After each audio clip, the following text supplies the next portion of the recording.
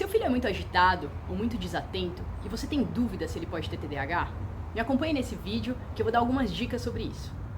O transtorno de déficit de atenção e hiperatividade, ou TDAH, é o transtorno comportamental mais frequente na infância e acomete cerca de 5 a 7% da população infanto-juvenil.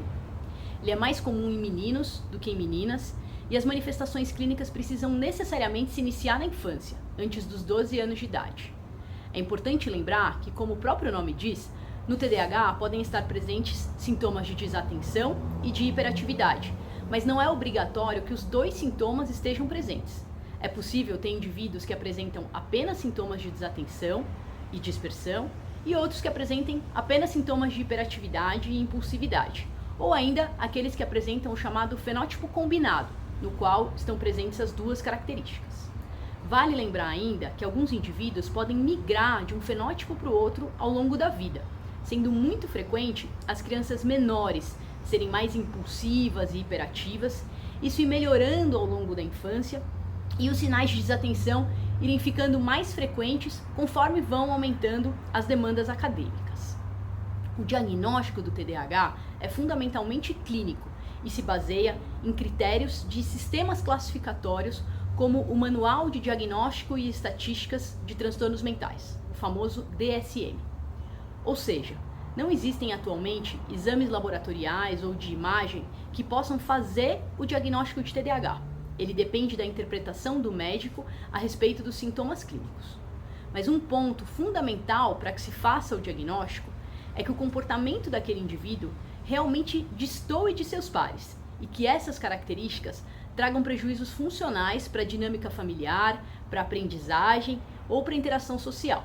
Ou seja, não é qualquer criança desatenta ou agitada que tem TDAH. Agora eu vou falar um pouquinho alguns sinais e sintomas que nós costumamos ver em pacientes com TDAH. Por exemplo, esquecer de atividades, tarefas, perder peça de roupa, material escolar com muita frequência.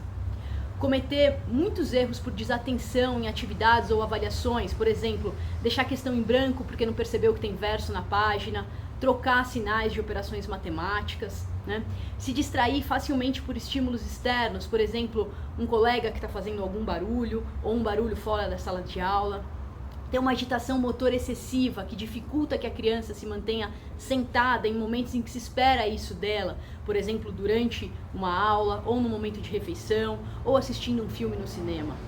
Ter dificuldade de se envolver em uma atividade de lazer até o final, como um jogo de tabuleiro ou um jogo de cartas. Dar respostas precipitadas antes que as pessoas terminem de perguntar. Ter muita dificuldade de esperar a sua vez. Se intrometer em conversas alheias com frequência. E reagir impulsivamente com respostas verbais ou até mesmo com reações físicas exageradas quando se depara com alguma frustração. E lembrando mais uma vez, para que se configure como um transtorno, é fundamental que esses sintomas sejam frequentes, intensos e causem prejuízo para a criança ou para o seu entorno. Se você identifica esses sinais e sintomas no seu filho ou filha, é importante que procure um especialista para avaliá-lo e para direcionar a melhor conduta.